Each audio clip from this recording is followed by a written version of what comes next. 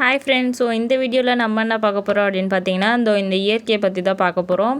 இந்த பாருங்கள் எவ்வளோ அழகாக இருக்குது பாருங்கள். இந்த இயற்கையை நம்ம ரசிச்சுக்கிட்டே இருக்கலாம். இந்த சைடு வந்து நெல் இப்போ தான் போட்டிருக்காங்க.